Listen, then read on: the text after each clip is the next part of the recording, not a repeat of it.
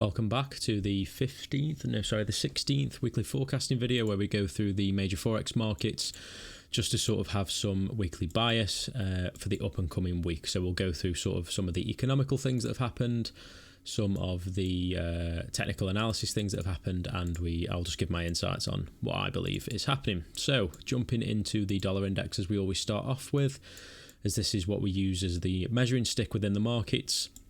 Nothing new here. We've been measuring out this move down here, this run on sell side liquidity, this displacement up. It's old news by now. I've covered this many times, but we did mention that we failed to close above this external range high here, which does sort of tip its hands to the fact that we would end up potentially trading lower from this point. So if we just sort of stop and have a look at what I can see right now, again, run on sell side, external range now taken, failure to close above, and we're coming back towards into the range for the end of the year. Now, pairing this with the time of year, with it being the 7th of December as the currently at the date of recording, we don't really expect expansion from anything now because of the seasonal tendencies for the dollar. And just sort of across every single market, December is always a point of low volatility, and therefore it tips its hand to the fact that not much expansion will happen within the market. So run on external high, we've taken that out, we're failing to close above, we're now just sort of chopping around range bound. How you can know it's range bound: we're taking highs, we're taking lows, we're just coming back and forth. We're not sort of respecting lows or highs, and this is a telltale sign to me that I need to stay out of the market. I always approach December with one mindset, and this is, if any expansion does happen within this time, then that's a surprise. And if it's a surprise, I shouldn't be trading within that, and I shouldn't be looking for too many setups. So I just sort of, just to give my perspective, if you guys have anything different, then fair enough. But from my perspective, sort of now the end of the year will come, and I'll look to go over my journal. I'll look to go over through some data. This is where I start to test a little bit more. I backtest a little bit more just to sort of maintain what I'm seeing in price and making sure that I'm set up for the next year and just sort of preserving that capital going into the new year. With that being said, I did actually code something myself to show me the volatility within the market. So it just compares the volatility recently compared to the rest of the year.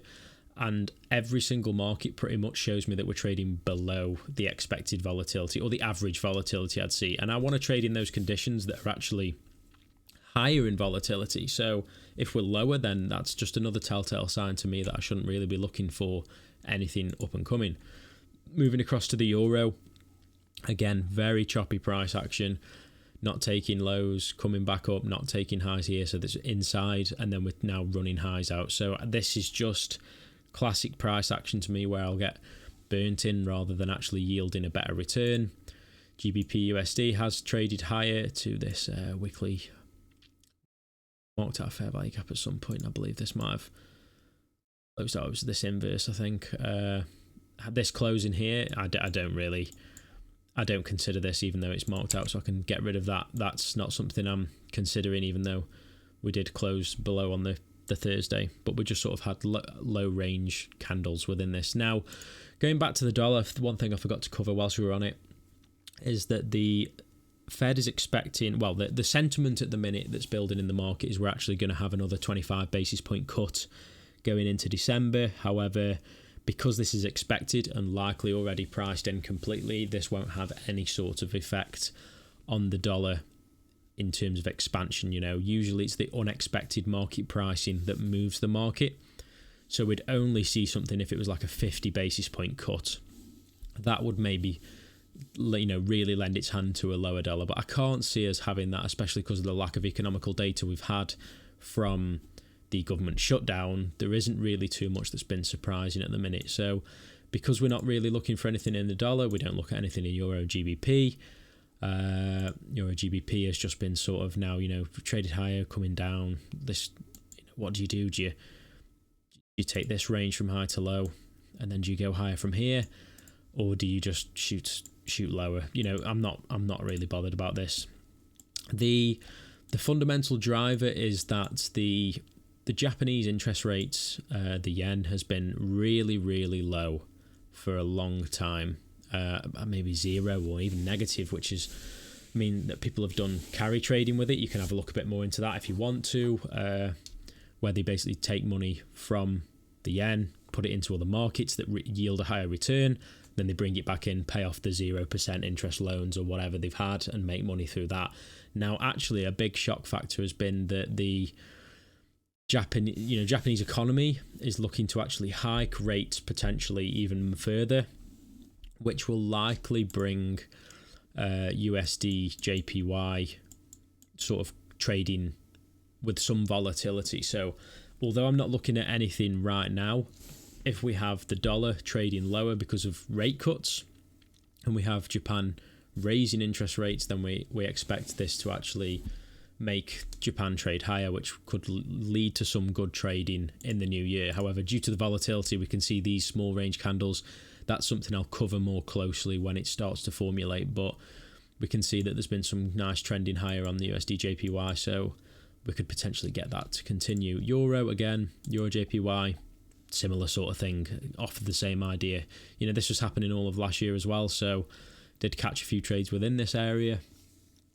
So we follow on with that. CAD actually had some surprise data through the inflationary and economic data, which meant that the USD CAD actually shot down because the Canadian futures actually traded much higher and exploded on that last day of the week, the Friday, which meant that we did see some sort of nice displacement from this area. I didn't actually catch anything. I'm slowing down within the markets. I'm not trying to force things, but it's worth covering. So fundamentally, if this carries on, I'm looking now and I'm trying to position myself at a place where I'm monitoring. I'll give you a bit more of a breakdown actually.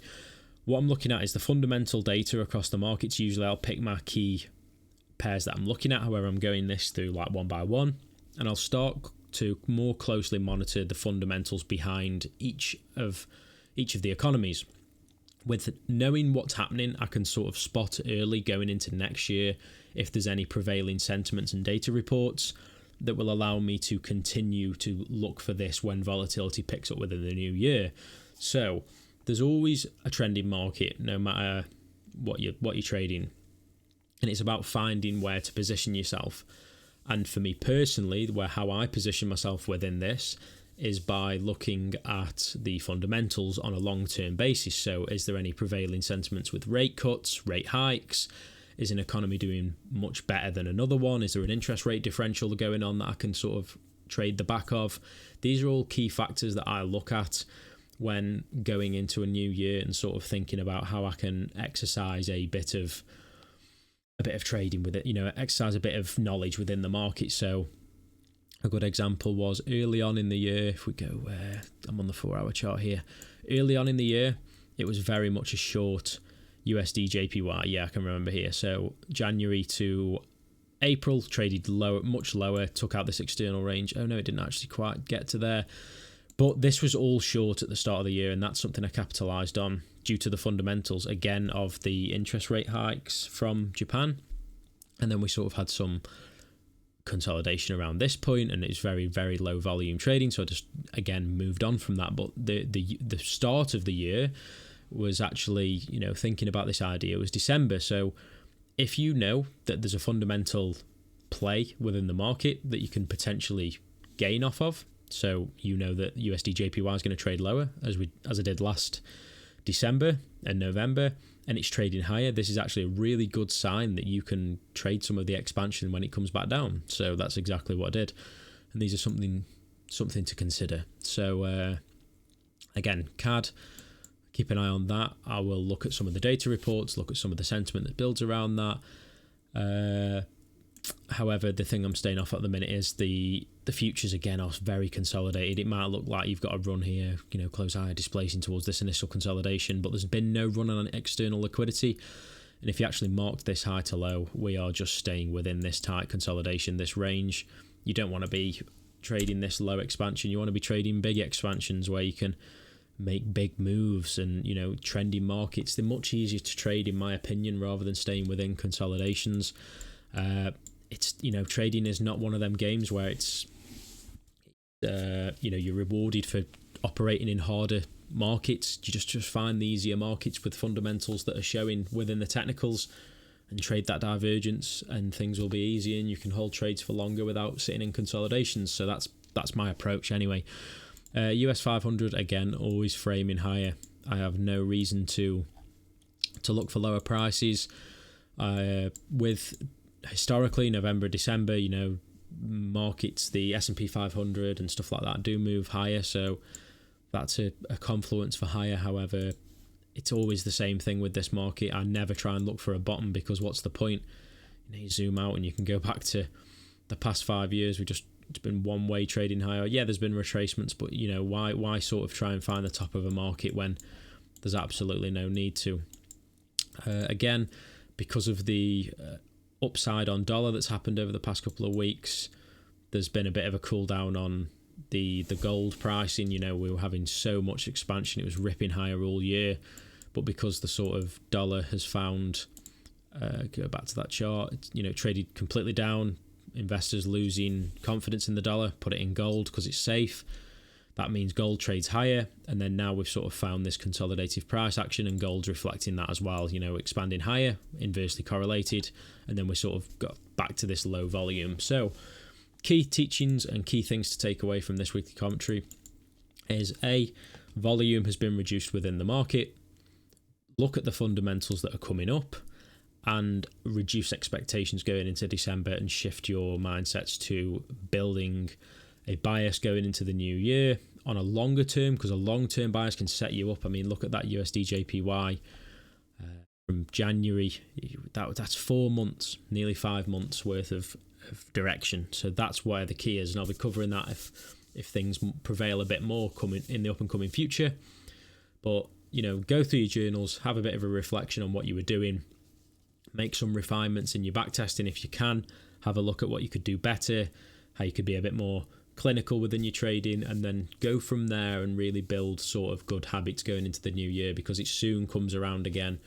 You know, it felt like yesterday that I was looking at my charts in January and February waiting for volatility to pick up, and now we're back here sort of sitting on your hands. And don't do the damage to yourself. You know, this is a key time and a very key point. It's not really in the trades that you do take, it's in the ones that you leave, that preserves that equity and makes you survive within these markets, at least from what I found. So thank you very much for watching today's weekly forecasting series. If you have any questions, please message me. I'm more than happy and more than open to answer anything you guys have got to ask.